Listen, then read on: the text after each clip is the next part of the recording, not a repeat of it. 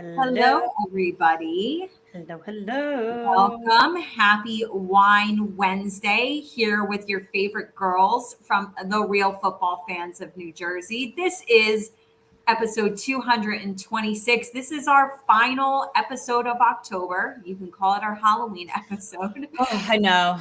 I've got my Halloween lights on my Tua jersey in the background. They're There pumpkins. you You can't. go. Oh, and my little thing right here. You can't really tell too much, but I'm not. I see orange lights. I see it. I That's see it.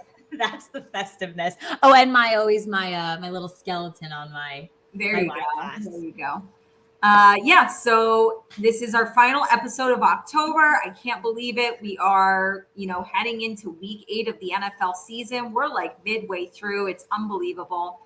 And continuing on with the world's strangest NFL season we've ever seen. Continuing on with lots of fun stuff to talk about in the world of housewives. So let's dive right into it. We did ask you guys poll questions on our social media outlets, and we do have 3 poll questions for you here with the results. We got 2 really close ones, one won by a landslide, but here they are. Question number 1 was, do you think Green Bay quarterback Aaron Rodgers will retire after this season? So this was very, very close, but 52% of you guys said yes. Caitlin, what do you think? I agreed with the 52% and went with yes. We're seeing a bit of a struggle coming out of Green Bay. We're seeing a little bit of a struggle coming from Aaron Rodgers this season. I think I did see already some rumor mill that he might have addressed retirement already, and just you never really know with him. And at this point, he's almost like a ticking time bomb, in my opinion. Yeah. Like something goes wrong, like he's out of there. And he's very dramatic. We know that. I don't think he'll go as far as being like Tom Brady and retiring and coming back. I think he might go out pretty dramatically. And I think this is it, to be honest. Yeah, I agree with you. I said yes. And I just feel like he's over it. I feel like the difference between him and Tom Brady is Tom Brady physically cannot give up football. Right. I mean, point in case, he's gonna lose his marriage to the fact that he wants to continue playing football. Talk about love of the sport right there. Nobody has loved football more than Tom. And I just feel like Aaron Rodgers doesn't have that same kind of love for the game anymore. You could just see it. He's over it. I agree. And this kind of season is going to be enough for him. I felt like, Green Bay had a good year last year. They didn't reach their expectations in the postseason, but they had a really good regular season. They had a good year. And this offseason, everyone was like, when is Aaron Rodgers coming back? What is he doing? Is he going to give us an answer? What's happening? Now we're having the worst season ever that we've seen in Aaron Rodgers' career. He's over it. He's done. Right. I think he's going to retire. Yeah.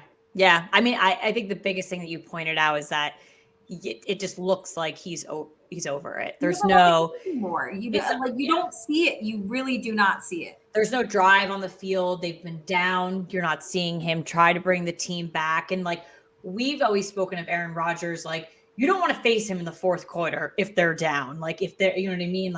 He'll come back and he will beat you. We're not seeing that. Post-game press conferences, you're really not seeing he's not even making excuses at this point. Right. It's just. Well, I was going to say it's hard to show a love for the game when you're losing. I get that, but you can also be losing and show your love for the game in a different way. When you see Tom Brady absolutely losing his mind on the sidelines, that's because that person still loves the game of football. And his competitive nature is no, I will not stand for losing. And it kills me because I dedicate myself to this sport. That's another way of showing you still love the game, is showing that you care. And I just feel like they're completely on opposite ends there. Yeah. Agreed. Which is funny enough because this ties into our second poll question. But which surprisingly slumping team has a better chance at making the playoffs this season? The Green Bay Packers or the Tampa Bay Buccaneers? Another close one, but 62% of you said the Buccaneers. Caitlin, what do you have on this? It's the battle of the bays here. We've got Green Bay and we've got Tampa Bay, but it's such an interesting question. And I really first of all, I did not expect us to be in this situation to come up with an answer to this. I think my answer is solely based off, I guess, kind of what the quarterback is working with. So I'm going with Tampa Bay, and I truly feel that Tom Brady just has better weapons around him at this He point. does. There are frustrations, I think, offensively. I think defense is carrying that team, Tampa Bay. Their defense is truly carrying them at this point. Green Bay, even though they're not getting wins, Green Bay's defense is outperforming their offense. Right. And so I think where it is right now, if the offense is going to just turn on overnight, both of them, I'm still going to push it in favor because, Tom Brady just has more weapons up and down the field at this point. Okay. I like how you looked at it. I went with Tampa Bay as well. And my main factor in how I looked at it was the divisions that they're in. So yeah, that's you can fair. still make the playoffs if you win your division. That's the easiest way to get in, right? And you've got Green Bay. And, we were asked a couple of weeks ago on this show, like, should we worry about Green Bay? Like, who's going to win the NFC North? And you and I were both like, all right, relax, everybody. Like, Green Bay's still going to win it. Right. And now here we are. Like, Minnesota might win it by a landslide. Yeah. Okay. So then I look at Tampa Bay, and they're playing in one of the worst divisions in football right now. Mm-hmm. Tampa Bay is still completely capable of winning that division. They definitely have a better shot to win and get in than Green Bay does. So that was my advantage, Tampa Bay. Yeah. All right. And last but not least, this was obviously a controversial topic. But do you think Teresa should have signed a prenup before marrying Louis? 95% of you guys said yes. Oh my God. Shout it from the rooftops. I mean, it's already done. You could do a post-nup, but it sounds like she's very content with her decision. I know this came out officially at BravoCon. She was asked, like, what ended up happening with that? Did you sign a prenup? And she said she did not. So Caitlin, what did you say? Should she have signed a prenup? Yes, of course. When and this has nothing to do with, like, if I think the marriage is going to fail, be successful, anything like that. When you are talking, loads of money for a particular person, you just have to be safe. It really has really just like nothing to do with again, like thinking the marriage is gonna fail, or you just really have to be smart with your assets. And Teresa clearly has gone through a point in her life where they lost a lot because they jeopardized her and her ex, jeopardized a lot. They went to prison for the illegal things that they did. They could have been in a way worse situation than they are right now, but they're not. She's got assets. She's got money from Bravo. Like, she clearly has other investments. She's got children. Like, you just need to be really, really smart with what you have. And it is a little bit later on in your life as well. So I just, again, like, when you're talking like this much amount of money and like stardom and things like that, I don't think anyone should take offense to a prenup or anything like that. At the end of the day, like, it's your stuff, it's your investments. Like, you need to be very smart. So yeah, I said yes as well. And like, I 100% agree with you that we can all on the outside looking in say, Teresa, it has nothing to do with how much you and Louis love each other, right, or whether we think, anything's going to happen with your marriage. It's just about protecting yourself. And as much as people can say that to her, I'm also not surprised that she didn't do one. Yeah. This has to do with her in her love bubble, and nobody's going to burst my right. love bubble. And in her mind, as much as everyone can say it has nothing to do with how much you love each other, for her it is. Like, and she's like, her comment, I think at BravoCon or on one of the podcasts, maybe her own, she was just basically saying, like, Louis and I know that if anything were to happen, like, he's not going to come for my money. I'm not going to come for his money. And I think Andy was like, yeah, that's fine, but just like put that in writing. But like, I think at the end of the day, it really has to come down to one of the main things for me is you do have 4 daughters, and they've been through enough. And I think as much as you love Louis, I know you love them just as much, obviously more. And you need to, yes, you want to protect your marriage and everything like that. Protect them. Look at it at that standpoint and just think about them. So I agree. Can't pop that love bubble though. Well, I don't know. We'll see. Hopefully it doesn't pop. So hopefully it doesn't pop. Yeah, absolutely. All righty. Well, thank you guys as always for participating in our polls. We had a ton of votes across Instagram and Twitter. If you guys are watching live right now on Facebook, YouTube, or Twitter, please go ahead and engage with us throughout the show. You can pop questions in in the comment section on Facebook and YouTube, Twitter. Just go ahead and tweet at us. I am looking at my phone, so we'll get the notification. Love to talk to you guys throughout the show, as always. So let's go ahead and get into our big stories of the week for football. We're going to start with some quick hot topics around the NFL. We got a monumental trade right here. So on Thursday, Carolina traded running back Christian McCaffrey to the San Francisco 49ers in exchange for a 2023 second, third, and fourth round pick, and a 2024 fifth round pick. So I got to tell you, good for Christian McCaffrey, going to another team. Good for San Francisco. The Panthers won that trade, in my opinion. So I'm gonna completely agree with you. I think San Fran gave up too much, and everybody has to remember, they also gave up picks when they moved up to draft Trey Lance. Yep. And San Fran has no picks next year, nothing. They're Christian McCaffrey. He's a superstar. He also has a history of injuries. I just did not like this for them. I feel as though they could have continued to be a competitive team without him. Yes, This is going to give you more of an edge, but you did give up a lot. And I would say that I would say Carolina won this. I would say Christian McCaffrey won this, like you said, for getting out of Carolina and going to a competitive football team. And the Carolina Panthers won this for what they got in exchange. Absolutely. Baltimore running back J.K. Dobbins is going to go undergo knee surgery and is going to miss 4 to 6 weeks after missing all of last season due to a torn ACL. So, it's 4 to 6 weeks, but still, again, coming off an injury, going back to an injury always sucks. This is huge. This sucks so much for the New York Jets. Rookie running back Bryce Hall, ACL, and he's done so for the season, along with Elijah Vera Tucker with his triceps. They're both out for the season for the New York Jets. Talk about it. It's a real big bummer for New York because they're on such a hot streak right now. And it really is due to everything that the Jets have been doing in the offseason, with the draft, did with free agency.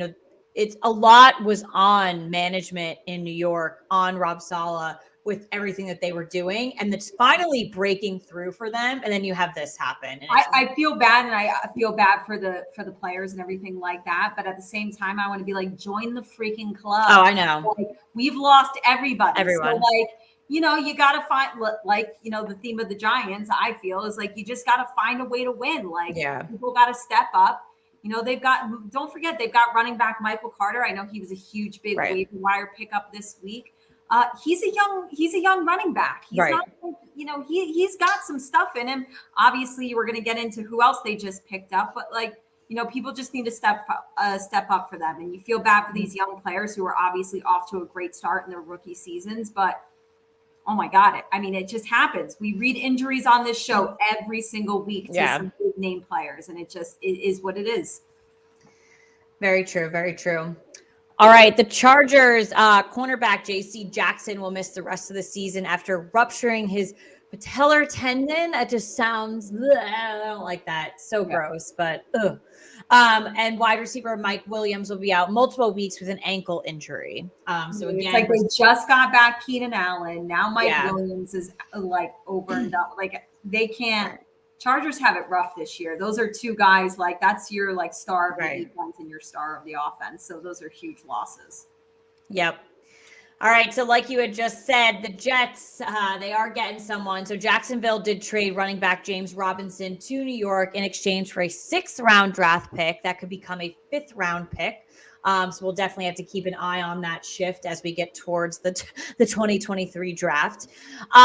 Indianapolis did name Sam Hellinger, the starting quarterback for the rest of the season over Matt Ryan, who is dealing with a grade 2 shoulder separation, but head coach Frank Reich said the change could have been made regardless of injury. And I 100% agree with that. It basically came out that we're benching him for the rest of the season, and it doesn't have to do with the injury. It doesn't have to do with the shoulder. And I said this a couple of weeks ago on the show, I believe, either on the show or just to you in person or whatever, was that Matt Ryan has to be, I think he's going to, speaking of retirement, I think he's going to retire after this He's season. got to, Katie. He's got to. I had full belief that I knew we were getting Matt Ryan at the end of his career, right? Mm-hmm. I'm not thinking he's whatever. But I 100% believed Indianapolis was getting an upgrade at quarterback over Carson Wentz. And now I can officially say that they didn't. And like, that's how bad it's been. So he has to, you're getting benched for, sorry, Sam Ellinger, kind of a no name. Maybe he'll make a name for himself. Maybe he'll be Bailey Zappi. But, getting benched, this has got to be the end, I would think. The problem with Matt Ryan playing bad is that I think for his last years in Atlanta, and I was on Atlanta's ass for so long for making stupid decisions. Like, what are you doing? Like, look at this roster you have, like making just like offensively, like can't make a play, like poor decision-making, things like that. They're going through management changes, like whether it's the coaching staff or whatnot. I think Matt Ryan can't just go to another team and turn it back to the original Matt Ryan when the Falcons weren't making stupid decisions. Like, I think they essentially ruined him near the end of his career. And then he goes to a team. And I didn't think he was going to play well with Indianapolis. Because, again, I don't think you can just turn that back into Matt Ryan from 6 years ago, so to say. Well, I definitely thought he was inheriting a much better team. So I thought he could just go in there and game manage and that would be enough, but no, he's obviously costing them games. So yeah, I just think really Atlanta just really screwed that one real bad for him. So, all right. And then who's breaking news. The Eagles are sending a 4th round pick over to Chicago because they did get defensive end Robert Quinn just when you thought the Philadelphia Eagles couldn't get any better, couldn't add more people to their freaking roster. And let's talk about why are they only sending like 3rd, 4th, 5th round picks to teams for people? Like where are they getting these people from? Like what is going on? Like how are the Eagles doing this? I don't know. But they did add another awesome defensive player onto their team. Wow. Holy shit, I ain't ready for it. It kind of like makes me laugh because there was that article that came out like where Sean McVay, head coach of the Rams, he was quoted about his reaction to his division rival, the 49ers, getting Christian McCaffrey. Right. And his quote was basically like, oh, shit, they get another star player. And I wanted to be like, shut your mouth. No, you guys have monopoly money. And they take every star player off of free agency, off of trades. I was like, I don't want to hear shit. I didn't see that, but I was like, is this dude kidding me? Like, look at his roster. Yeah, that's not. Yeah, so I don't know how Philly's doing it, but they are doing it. So I just gets a little week after week, a little scarier as the Giants inch closer to those 2 basically back-to-back games against Philly. So. Well, let's talk about week 7, everything that went down. We did have Dallas defense. They had a studly game, forcing 5 turnovers in the second half to beat Detroit 24-6. I think they were losing 6-3 at half. So defense literally took over. Hopes were high for me. There you go. They got Dak Prescott back, and they're happy to have him. But this was all defense for Dallas. Mm-hmm. Washington and quarterback Taylor Heineke upset Green Bay 23-21. No, it's funny. Like I was watching whatever broadcast like right before the 1:00 games, and they asked them all these questions, kind of like over under this or that, like. And one of the questions was, who's going to have more passing yards, Taylor Heineke or Aaron Rodgers? And I literally was like, Taylor Heineke. I don't know who ended up having more. All I know is I did touch the stat line at one point in the game, and Aaron Rodgers barely had any passing yards. So I won't be surprised if it was Taylor Heineke. Someone look it up and tell me. But I was like, I can't believe I'm living in a world right now where my answer is Taylor Heineke. And you were like confident just to like blurt it out at that time. Like there was no thought process. And you know what? They had like a panel of like 5-6 people. Yeah. The majority of them took Taylor Heineke. Yeah. That's the world we're living in, people. That's the 2022 NFL season that we're living in right now. Let's talk more about some of these fill-in quarterbacks. Yeah. Carolina. And quarterback PJ Walker upset Tampa Bay 21-3. Obviously Baker is hurt. They're now without running back Christian McCaffrey. A lot of people saying, I don't think Baker is going to be getting that job back. So PJ Walker, do your thing. Yeah. The New York Giants, they had a goal line defensive stop to beat Jacksonville 23-17, an absolute nail biter. That game would not end. Oh my God. I thought I was going to die on my couch, Katie, like not like literally because I was very hungover that day, but I thought I was going to die on my couch because the game was not going to end. I was like, I'm going to live here because this game is going to take 50 more years for every second that's on the clock. It was 51 seconds left on the clock, and it took, I think, like an hour to complete the game. It was painful, but 6-1, the New York Giants. Thank God. If that was a loss, I would have been so pissed. In his return from injury, Baltimore running back Gus Edwards, who, filling in for J.K. Dobbins, he rushed for 2 touchdowns to help them beat Cleveland 23-20. If Gus Edwards is still out there in your fantasy league, scoop that man up. Miami, they sealed a win with a toe-tapping interception to beat Pittsburgh 16-10. And New England, in a very interesting move on Monday Night Football, brought in quarterback Bailey Zappi for Mac Jones. It did not end up working out. He came in, he was off to a hot start, and then it all kind of imploded. And they ended up losing to, in my opinion, in a lot of people's opinion, a very weak Chicago team, 33-14. So we have a little bit of a quarterback conundrum now that you've, made that move, Mr. Bill Belichick. I think he was trying to say, like, oh, I told them that we were going to play both of them. And I don't know. Mac Jones is starting. This is what pisses me off about this, because it was breaking news on like NFL.com today. Back from injury. That he's now starting Sunday after all of this stuff. Like, but that, to me, that's not breaking news. They're just having some shit going on in their quarterback room. Like, that isn't breaking news. Like, from Adam Schefter, that friggin' Mac Jones is starting Sunday now. Like, just don't like. Oh, they said that he's starting this Sunday? This Sunday, yes.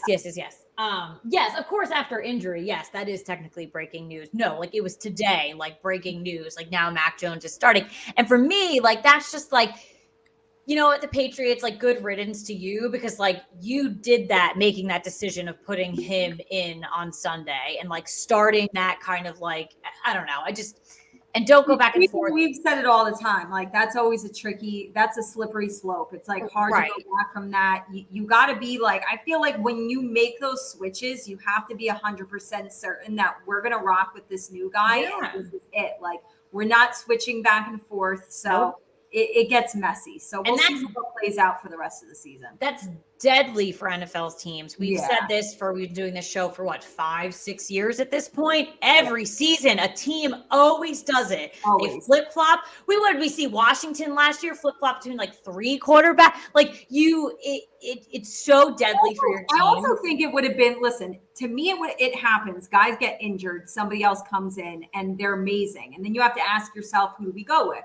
So that would have been fine for me if Mac coming back from injury, Bailey did great while he was out.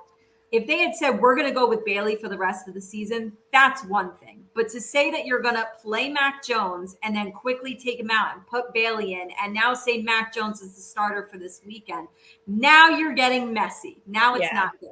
And it's just weird. Like, Bill Belichick is better than that, in my opinion. So I don't really know what's going on in New England right now. Yeah, we'll see. All righty, so another week gone and entering another week of probably freaking madness, as we've seen 7 weeks so far, and we have no idea what the hell is going on this NFL season. But as always, we are going to give you our picks for every week, and we're also going to give you a lock and an upset for for the week as well. So, Katie, why don't you go ahead and kick us off with your picks for week 8, and also like. The fact that it's week 8 makes me want to like vomit, to be honest. Like, week 8, we've got Kansas City and the Chargers on the bye. So, a lot of stud players there for fantasy on the bye this week. But in week 8, I am going with Baltimore, Jacksonville, Atlanta, Dallas, Miami, Minnesota, Las Vegas, New England, Philly, Houston, Washington, San Fran, Seattle, Buffalo, and Cincinnati. I can't believe I'm saying Seattle because I shit talked them so freaking Yeah, they're playing the Giants, the 6-1 Giants. So right. that's one thing. But like I literally shit talked them so hard before the season. So I hope I'm dead wrong. But anyways, my lock, I'm going with one of the only teams I feel like you can trust this year. And before the season, this would have never been a lock. But I am going with Buffalo over Green Bay as my lock. And my upset is going to be Houston over Tennessee. All right. We have 13 similar. So we're very close this week. And we're even closer, but I'll explain that later. Yeah. All right. So moving into our Thursday night for me, I have Baltimore going into our Sunday matchups. Jacksonville, Atlanta, Dallas, Miami, Minnesota, the Raiders, New York Jets, Philly, Houston, Washington, the 49ers, the New York Giants, Buffalo, and wrapping up week 8 with Cincinnati over Cleveland. So our only difference is that you took the Jets and Giants to win and I took them to lose. Well, yes, our differences, but we are spot on with our lock and our upset. Yes, Katie and I, we are the same. So my lock too is Buffalo over Green Bay. And like you had said before the season, definitely not a pick you'd be taking. But right now I am very much reliant on the Buffalo Bills and my upset, the Houston Texans over the Tennessee Titans. So. Well, it's so funny because this is probably the closest we've been this season as far as we're getting our lock and our upset the same, and we only had 2 games different. And what's funny about that is that Jets New England game and that Giants and Seattle game were 2 of the last picks I made because I was so. They're kind of hard. They were definitely hard. So it's funny that that's where we're different on. I just think it's funny, like matching up, like as we get like more and more into the season, because it's like a lot of these picks were kind of just like F it at this point. Like I don't know, we're picking Houston over Tennessee. Like I don't care. Like I thought that wasn't going to be like a popular upset. And when you said Houston, I was like, ooh. Yep. And it was one of those too. Like I didn't really like as I was going down. Like I highlight my list. Like that's how I'm picking a lot of the times. And like some I'll come back to, I revisit. Like some are like just no brainers for me, and some I'll like put a next to, and I come back and visit. That one I highlighted Houston right away, and I was like, let me go and like justify myself for this one. Listen, I picked Houston as my upset a couple of weeks ago, and I told you it was because this team was going to have to pick up wins somewhere, and I thought they were going to do it in the division. They're getting another division game here, and I got to tell you, one of my favorite fantasy players I have on my team is running back Dameon Pierce. I'm hoping from a big, it's got to be a big day for him to get that upset. We'll see.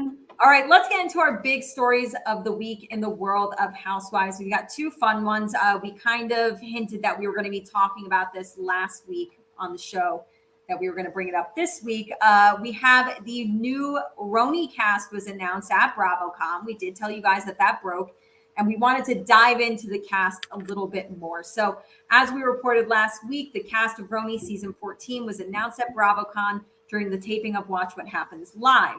The new cast members include, and I'm sorry if I'm pronouncing names wrong, Jenna Lyons, Giselle Tank, Uba Hassan, Lizzie Savetsky, Sai De Silva, and Aaron Dana Lici.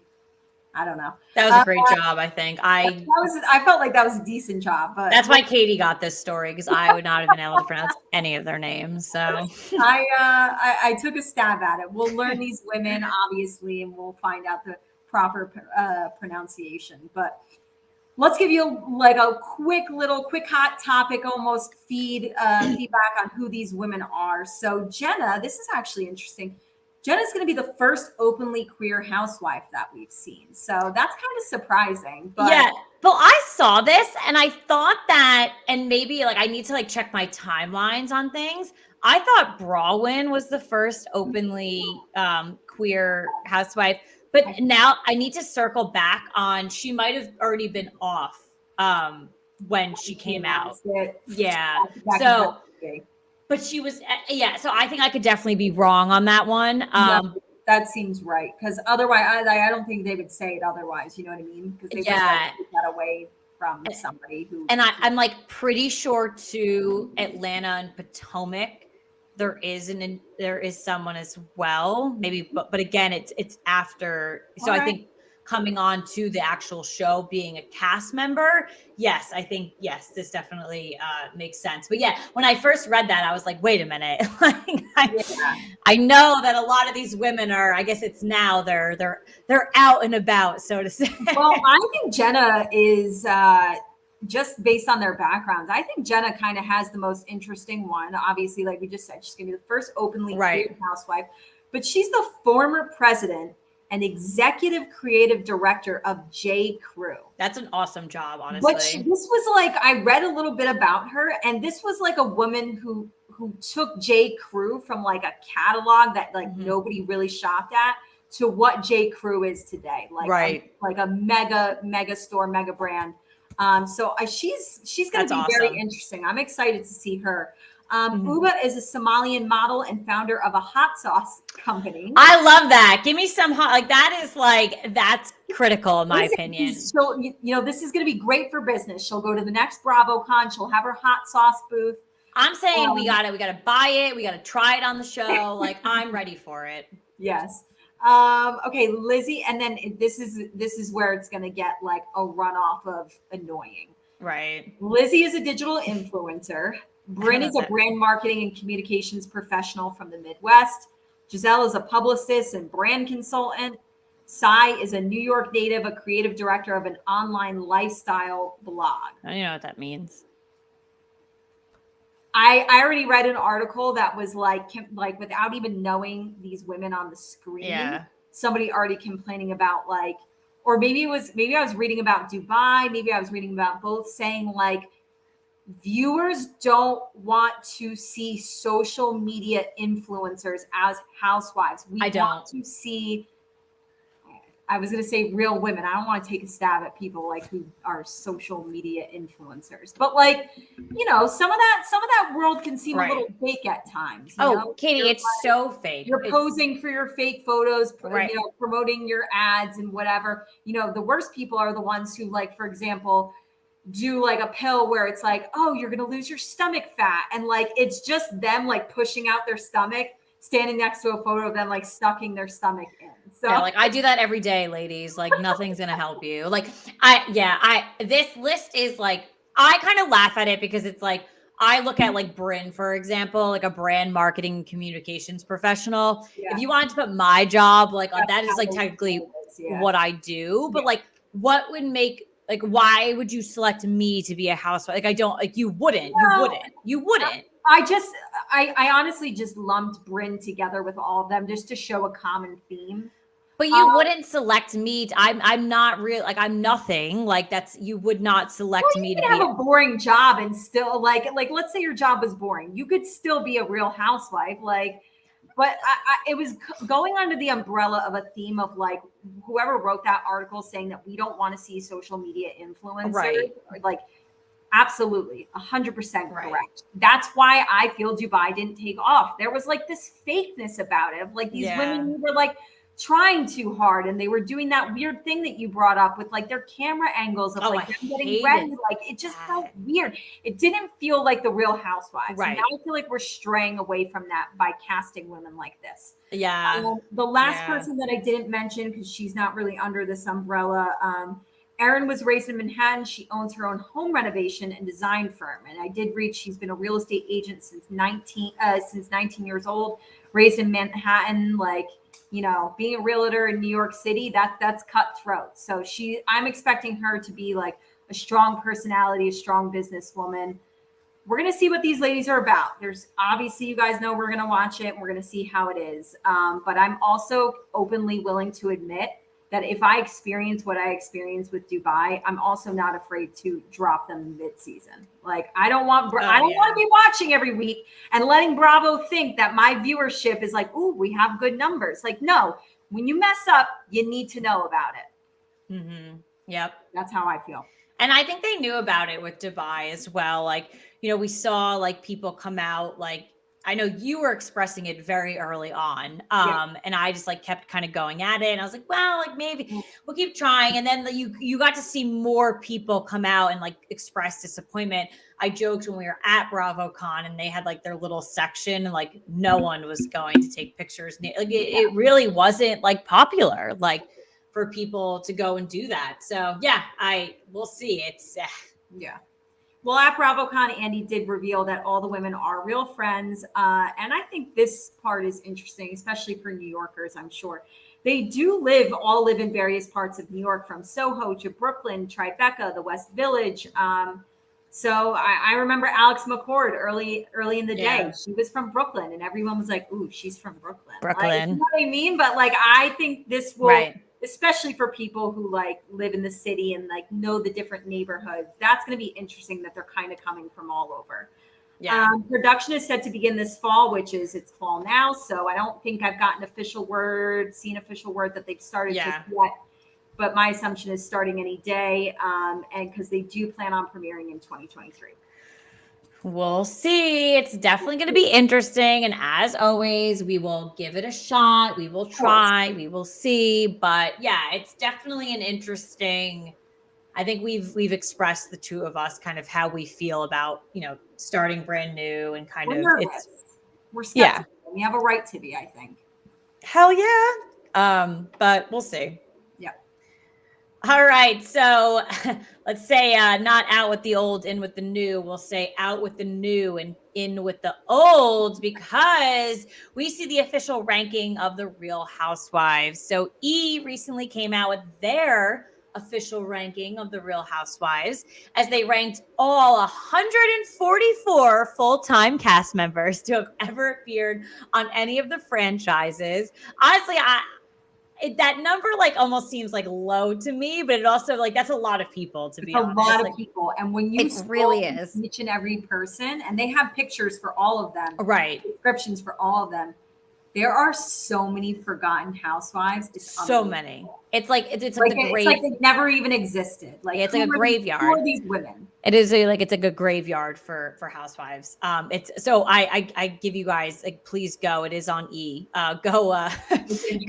Just check it out for sure. But we're going to look at it real quick because there was no description as to what the ranking was based off of. But obviously the assumption is, least favorite to favorite. We're going to go ahead and give you the top 10 that they had put together. And then we're going to reveal who we think our own top 3 are. And then honestly, just like thoughts and analysis like on this top 10 list. So I'm going to go ahead and reveal the top 10 to you as well, starting with number 10, going down to number 1. So again, this is E's list. Right. So coming in at number 10, you have Real Housewives of Atlanta's Candy Burris. Number 9, Orange County's Vicky Gunvalson. 8, New York, Ramona Singer. 7, Beverly Hills, Kyle Richards. 6, Potomac, Giselle Bryant. 5, New Jersey, Teresa Giudice. 4, New York, Luann de Lesseps, the Countess. 3, Beverly Hills, Lisa Vanderpump.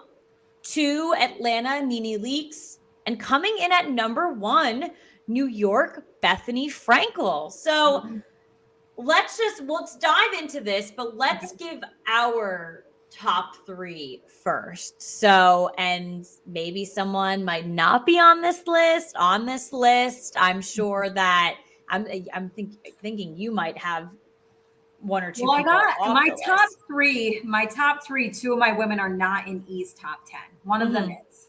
And I have to say that this list of my favorite housewives, it has changed over the years. That's what it made me realize. Like, it's a great point. Yes, I've had people that I kind of have liked all along. Like I've always liked Sonia. I have always liked Bethany. Right. Those are just 2 examples, but I feel like my top 3 has changed. Like, I feel like I went from like, I always liked it, like, to loving them. So right now, and it could change again in the future, I'm going to go 3-1. 3, I've got my only Jersey girl on this list. And no, it is not Melissa Gorga. It is Dolores Catania. I say this time and time again on our show. I think she is the most underrated Real Housewife. And I'm going to get into that when I dive into this E-list, by the way. Yeah. But Dolores is number 3 for me. And she's got that great package deal too. She comes with her ex-hubby, Obviously. her kids, and all the dogs. So I love Dolores. Okay, number 2, I am going no longer on the show anymore. I'm going with Roni's Dorinda medley. So Dorinda was always my hardcore favorite. She left on a really sour note with me. Her last season with New York, like I was like, I can't agree with any of the things that she's saying. She was really picking on Tinsley. That bothered me a lot because it felt unwarranted. And she was just mean. She became very mean-spirited. So that shifted things a little bit for me, but like seeing her at BravoCon is just a reminder of like how much I love Dorinda. Right. She is a queen. Speaking of queens or countesses, number 1, this wouldn't have happened years ago, but I am going with Roni's Luann de Lesseps, the countess herself. Honestly, because we've had amazing experiences, like meeting her not once but twice.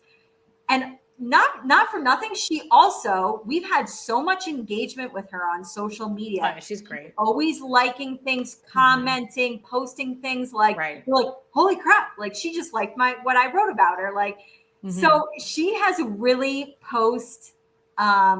getting arrested in Palm Beach. Flip the script, man. Doing great. Luann is a part of the most iconic moments, in my opinion, in Housewives history. And I just love who she has become and the woman she is now. So I got to give it to her. She's number 1. I love it. All right. All right. Of course. We are very much different in our picks. Okay. It's not totally, don't worry. We do have one similar. So I actually have a tie for 3. I really couldn't pick between the 2, but I do love these 2 women. Both of them did actually make comebacks into the show. So I was so excited for both of those. My tie at number 3 is New York's Bethany Frankel, and Orange County's Heather Dubrow. I love these 2 ladies so much. I couldn't leave either of them off the list, but I love them so much. You guys know how excited I was when Heather came back. It's making me realize that you have some hardcore favorites, because those 2 are like 2 of your favorites. And the fact that they're 3, you're pretty diehard for a couple of these ladies.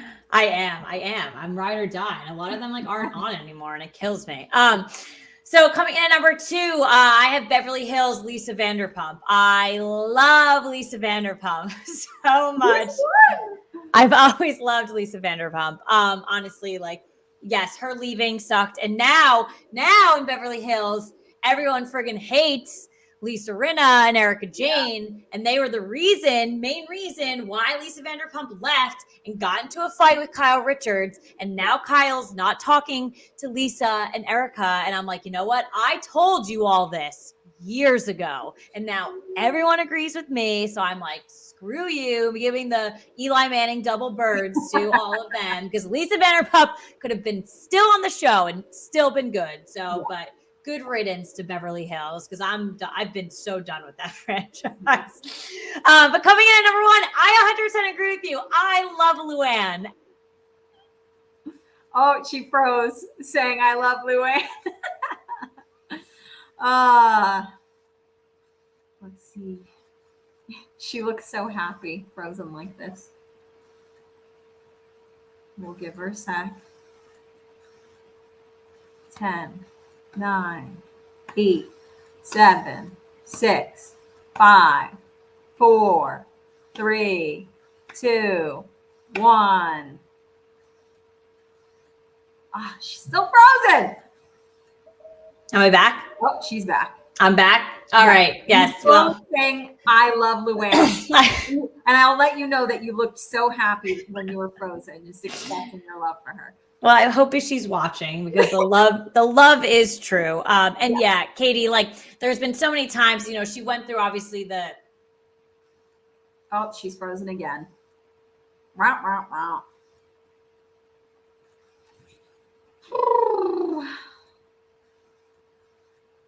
The internet does not like her.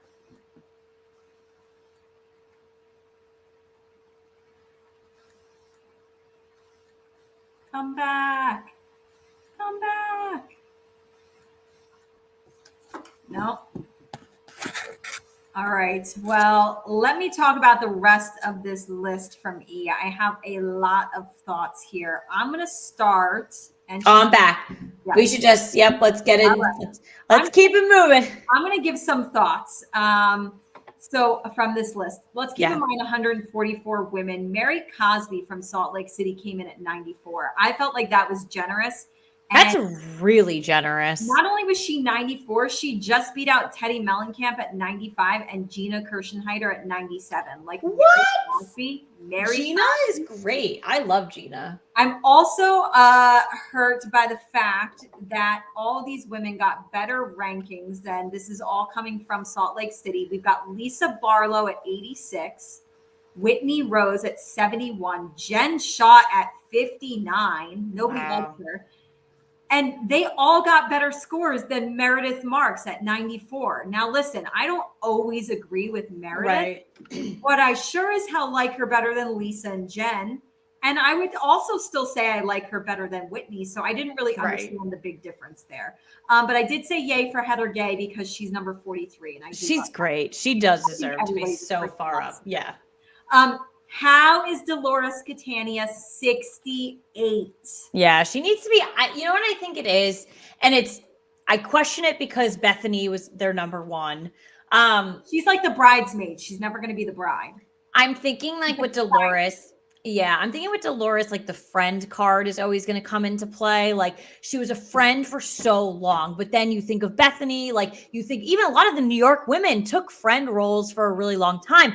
To me, Dolores actually, like, I know she has her full-time role now. Sometimes I'm still feeling that friend vibe from her. Because she's always is like the little sidekick. Like she, you know what I mean? So that might be it. Like we truly love her and know her and respect her for her worth. But so that's kind of like, and it's in no defense to E, but I think that's probably where their mindset was at. Well, she's 68 and she's one spot behind Real Housewife of DC, Michelle Salahi. She's number 67, aka the person who crashed the White House. Oh my God, they're like going to prison. Like, are you kidding me? I'm so pissed. Like that pissed me off.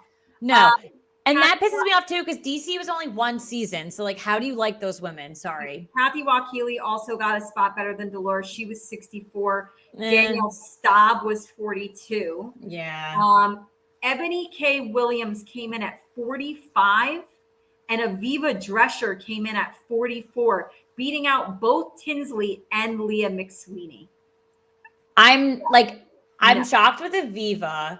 I'm not particularly shocked with Ebony because I still think that like while she had a really poor first season, I think like still people really liked like the milestone of like her coming on to New York and like things like that. I really do think she had a huge fan base. And like, if you're looking at, like, I get where Aviva, I'm questioning that one. That's definitely not. But at least throw that out the window, at least give a little bit more, note to Tinsley and Leah being like, people liked both of them. Right. And had more seasons than Ebony did. Like give them more, credit there. Yeah.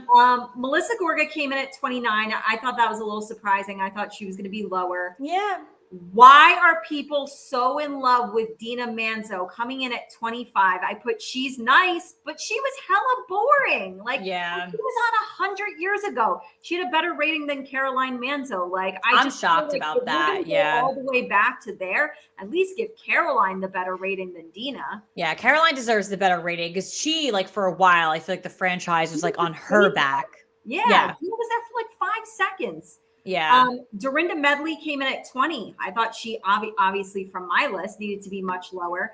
And I also put that she should not have been beaten out by Carol Radziwill at 18 and Jill Zarin at 16. Those are Katie's final thoughts on this atrocious list from me. I 100% agree with you. That was my getting off my chest, by the way. You know what? Because I said I wasn't sure what I was going to do. And I feel like I literally just did it. You did. And I must say, like, to our watchers, like, go and look at this article because, again, it's like you're looking at like the housewives, like, like graveyard, in my opinion, because there are so many like one offs on there. And again, there's no real reason as to why like these like picks were in certain spots, but, Right.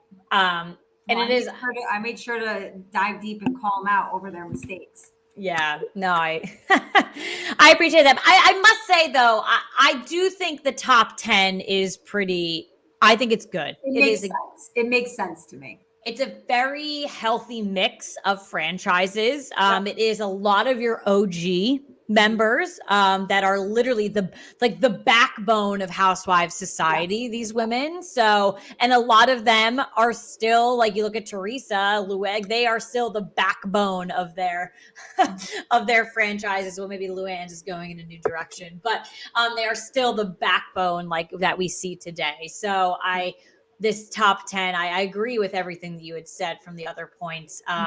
But yeah, definitely go check out the article if you haven't read it yet. But yeah. All right, well, let's get into our game. This is a really interesting one. We kind of are like halfway through the regular season. So we did do this last year, but we're playing a game called the Division Standing Stack Up. So we're going to take a look at the standings for each division as they stand right now through the first 7 weeks. And we're going to determine the following for each division. Will the first place team now finish the regular season in first place? And if your answer is no, you must say which team will finish in first. Part 2 is which team in that division will finish in last place. And then part 3 is how many teams will that division send to the playoffs? We do have three wild card teams now, 7 divisions, 7 playoff spots for the AFC, 7 for the NFC. Let's dive in, baby. We're going to start with the AFC East. So just so you guys know, the current standings: first place, Buffalo; second place, the New York Jets; third is Miami; and fourth is New England. So Caitlin, for the AFC East, question number 1 is who will the first place team now, Buffalo, stay in first place? Yes, I do have Buffalo remaining in first place. I said yes as well. Part 2, who's going to finish in last? Listen, we dove into a little bit of the politics and the confusion, the craziness earlier. I don't know what's going on in New England. So they are in last right now. I'm going to keep them in last place for this division. Yeah. This was tight because like I do, for New England being potentially a last place team, I still kind of like them. I don't think they're like a fourth place in a division type team. This division though, This division is tough. It's been one of the better ones this season. And I will say I did, for every division and every team, pulled up their remaining schedules. So I really let schedules factor in. New England does have the hardest remaining schedule, in my opinion. They're going to stay in last place. And then final part is how many teams are going to be sent. Oh, I got spicy real quick, Okay, right away here. I'm spicy too. They are sending 3 teams to the playoffs. Wow. So, yep. And it's Buffalo, the Jets, and Miami. Obviously, we went into this season, Katie, like questioning, like not questioning, saying the AFC was so much stronger than the NFC. Yeah. I'm questioning so many parts in the AFC right now, to be honest. Yeah, well, we said that too. It's not like we were looking at the AFC East as being a strong part. No, I said Miami and Buffalo going into the season. Now we're seeing the Jets. That's it. I'm getting spicy. They're sending 3 teams to the playoffs this year. So I think I'm getting spicy in the fact that I've got them sending 2 teams. And I've got them Buffalo and Miami, and I am leaving out the New York Jets. All right. AFC North, as it stands right now: first place Baltimore, second place Cincinnati, third place Cleveland, and fourth place Pittsburgh. Caitlin, is Baltimore gonna stay in first place? Yeah, I very much looked at remaining schedules as well. And I know unfortunately Baltimore's got some injuries, but I'm keeping them in the first place spot because I do think they have just more winnable games like over the coming weeks. And Cincinnati, they've gotten a lot better than we've seen in the first 2 weeks. But I'm still like, it's nothing, I guess, that they can't like not do, so to say. But I'm going to keep Baltimore in this first place spot. I'm going to keep Baltimore as well. But everybody note that I really think that they could be playing for the division against Cincinnati Yes. final week of the regular season. Those two teams play, and it would not surprise me if winner takes all in that game. All right. Who's going to finish in last place? I'm actually going to move it over to the Cleveland Browns. I think that they do have a tough remainder of the schedule.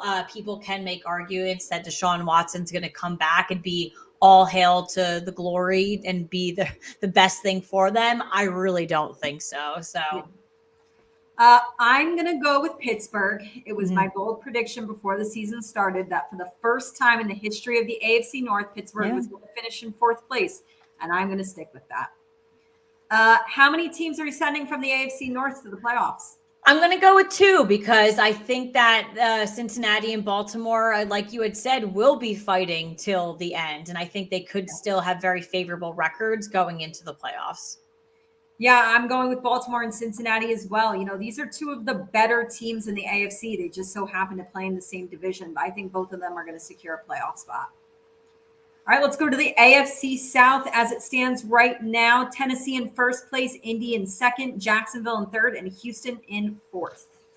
I'm going to keep Tennessee. Oh, sorry. Sorry. Do you think that Tennessee is staying in 1st place? I am going to keep them in at 1st place. I'm really not a favor of this division at all whatsoever right now. I think this might be the worst division in football right now. Katie, I got to agree with you. The Colts, you know, we both were pretty high on them going into the season. I had them winning the division, yeah.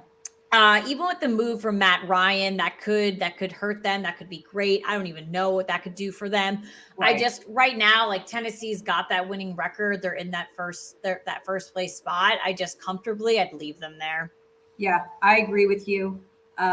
Who do you have in last place for this division? I'm keeping Houston. They were one of my biggest question marks going into this season. Like, I don't really understand your team. I don't understand your coaching staff. I have no real insight into this team, to be honest. So Houston's in a hole right now. And I look at this 3rd place team like Jacksonville. And I really don't think Jacksonville's, that they've definitely looked better this season. Honestly, better than I thought they would be. Yeah, definitely better than I thought as well. Year 2 with Trevor Lawrence, like they've looked pretty, they haven't looked bad. And so I just think that Houston is in too big of a hole right now to jump any of these teams. They're going to stay in 4th place. Mm-hmm. And then how many teams from this division are going to the playoffs? Just one, whoever wins the division. Just one, Tennessee.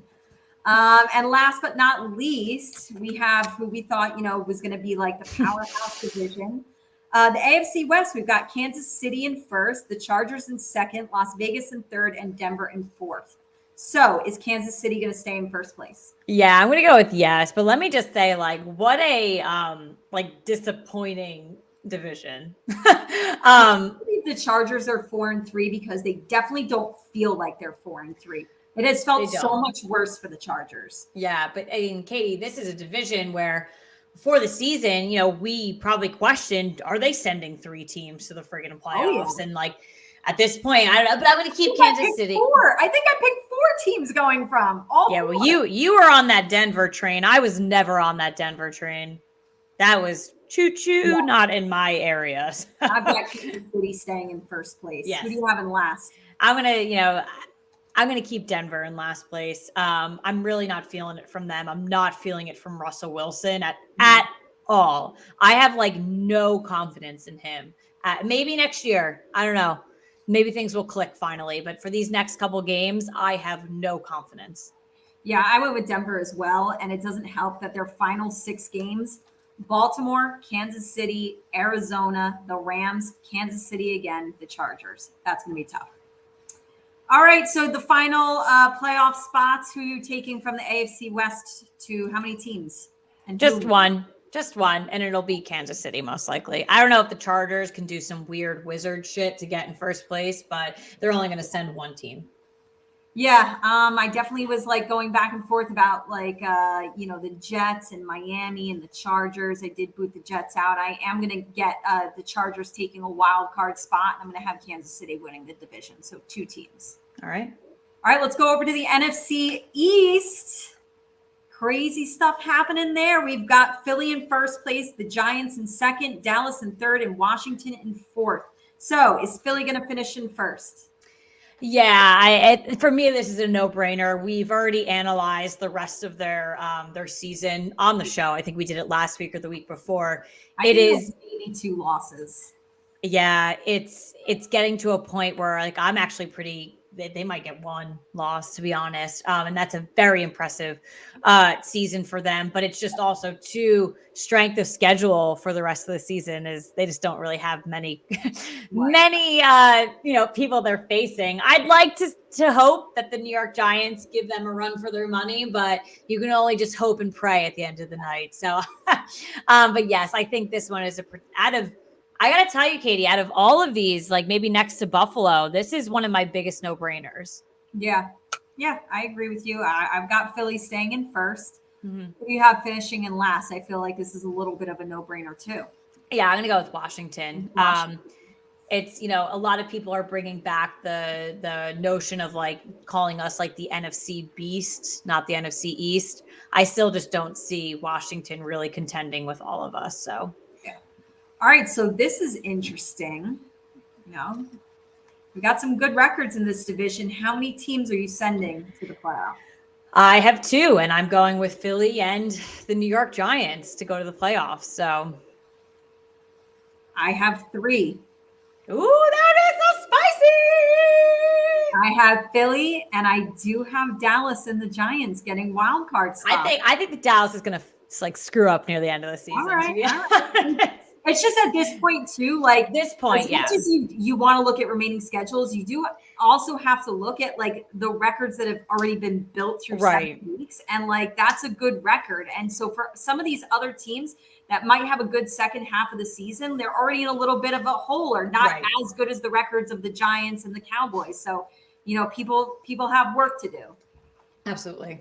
All right, NFC North, as it stands, we have Minnesota in first, Green Bay in second, Chicago in third, and Detroit in first. Is Minnesota going to stay in first place? I'm keeping them there. Yep. As things have really kind of turned around in the last 2-3 weeks, going to keep Minnesota at first.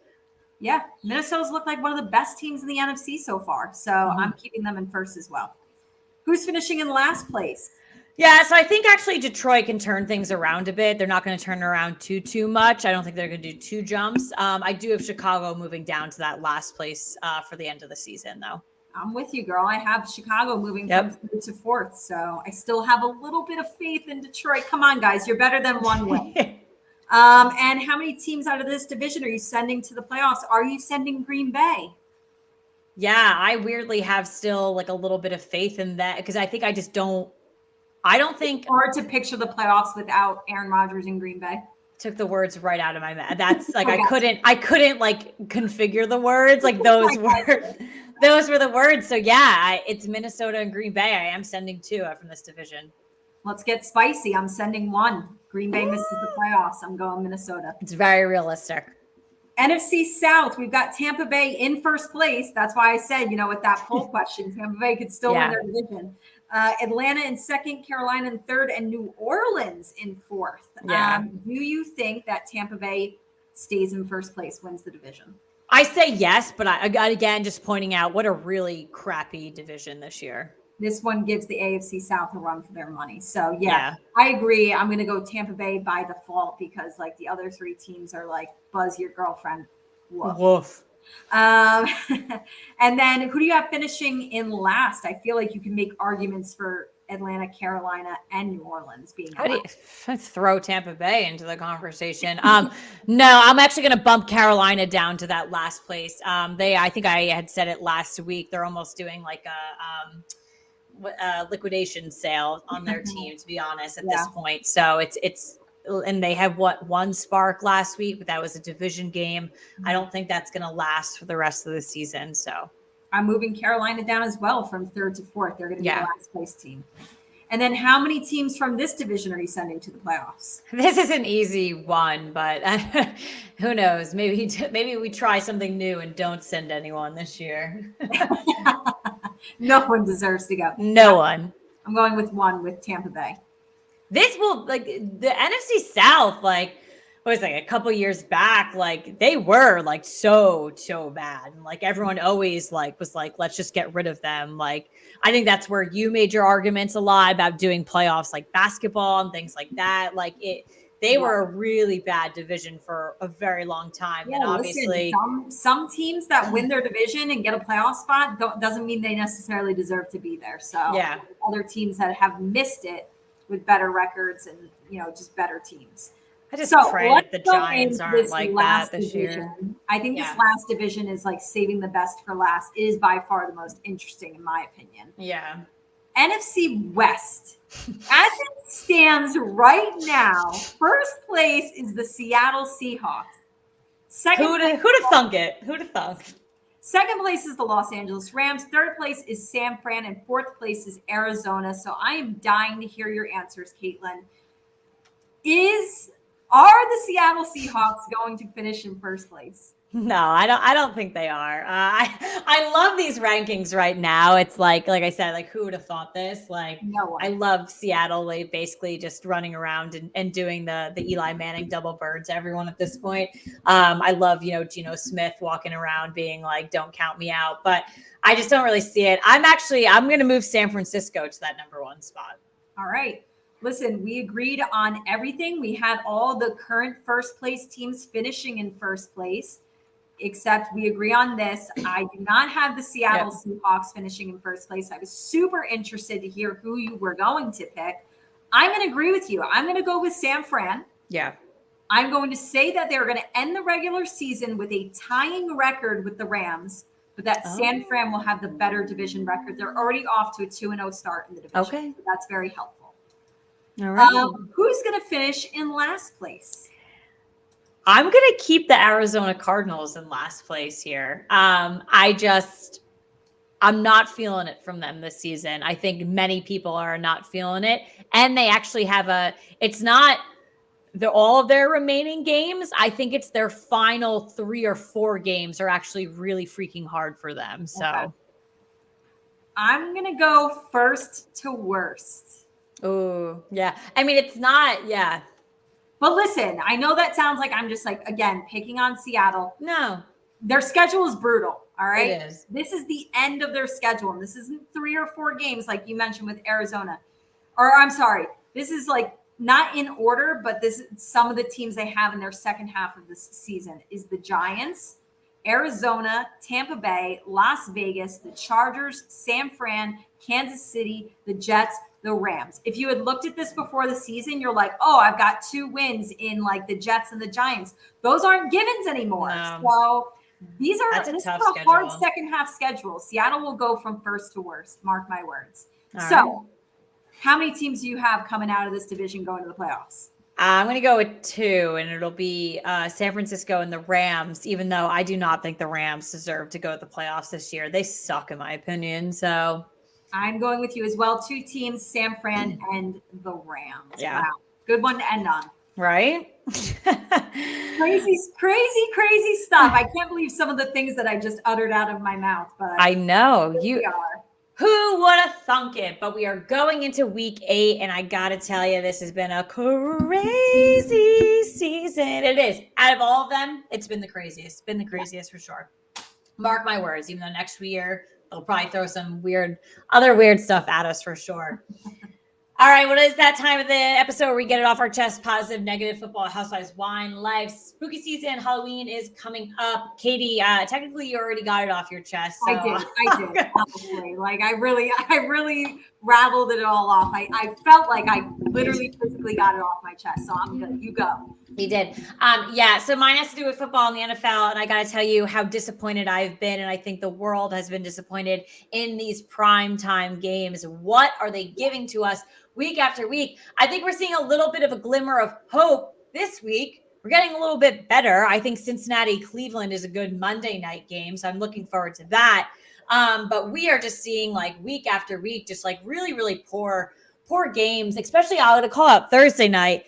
Not only is it Thursday night football, when you introduced Thursday night football, everyone bitched and moaned about it. No one wanted an extra 8 p.m., 8:30 start because whatever. We love football. Obviously, everyone loves football. People have work the next day. Or people just want to go to bed like me at 8:30 or 9 o'clock, like a grandmother. Like, sorry. So you add that into our schedule, but you make every game really bad. And then you introduce Color Rush and maybe think that was cool, but no, it's not cool. And then you put it on Amazon Prime. So the NFL is like really just torturing us at this point with Thursday night football. Yeah. So then the games aren't good. And then you've got Sunday nights. We're watching football all day, and it's been a crazy NFL season. So we're like pumped up by the time these you better give us something good. These 4 o'clock games are over. It's like 7 o'clock, and we're like, hell yeah. Give us the grand finale. Give us the grand finale. Grand finale sucks. We're all in bed by like 9 o'clock where no one's watching it. And then Monday comes around and you're like, maybe there's some more hope. And then you know what? No. Because what do you give us on Monday night? You give us the Patriots and the Bears. Awful. Honestly, Peyton and Eli have somewhat saved Monday Night Football. But they were also off. They took like a 3-week hiatus. Right. That's why I'm saying it's like somewhat because they're not on every week. But when you do hear that they're on, like they were on this past Monday, and I was like, oh, okay, all right, I can watch Peyton and Eli. But that's it. Like if they weren't there, I don't know if I'd be watching. Well, I got to tell you, full transparency, full honesty to our audience. I did not watch a lick of Monday Night Football this past week. I saw the matchup. I was behind on the Game of Thrones House of the Dragon series. So I had to catch up on that because I was seeing way too many spoilers on Twitter. So I had to finally catch up. It was the season finale. So I caught up on that instead. And you know what, Katie? I do not regret my decision. The game was freaking awful, clearly. I was trying to catch up on Twitter like every so often. Everyone seemed miserable watching it. And that's the thing, too, because I didn't catch the Thursday. When I was in Alabama, I didn't catch the Thursday night game because I couldn't connect to Prime. It didn't matter. I kept opening up Twitter, and it seemed like everyone watching wanted to kill themselves. So I was like, you know what? It was better to read the tweets than it was to watch. I felt like I was in a better situation than anyone watching it. So I don't know what it is. Like, I think going into the season, maybe they thought some of the matchups, they keep putting the Broncos and Russell Wilson in prime time. Like, stop doing that. Like, it's over. I just can't wait till they start flexing people and moving things around because we just got to see some better options. Yeah. Fortunately for the Giants, if we keep winning, they're going to flex us. And that gets me nervous because I don't want to be flexed. I love 1 o'clock games. You know, I think we're 4:30 this week. And I'm like, damn it. Because we're in Seattle. So I'm like, oh, I hate that. You want me to give a very quick get it off my chest? Before the season started, I was looking at which cheap tickets I could get for the Giants this year. Oh, no more. And in November, I was looking at Houston and Detroit. Right. Obviously. Both of those tickets before the season started were starting at $35. I checked 2 days ago. They're now starting at $90. Oh, yeah. Shame on me. I should have bought them before the season started. Giants are 6-1. This is what happens. I don't know if I'm catching another game this year, folks. I don't know either. That's a lot. That's my quick get it off my chest.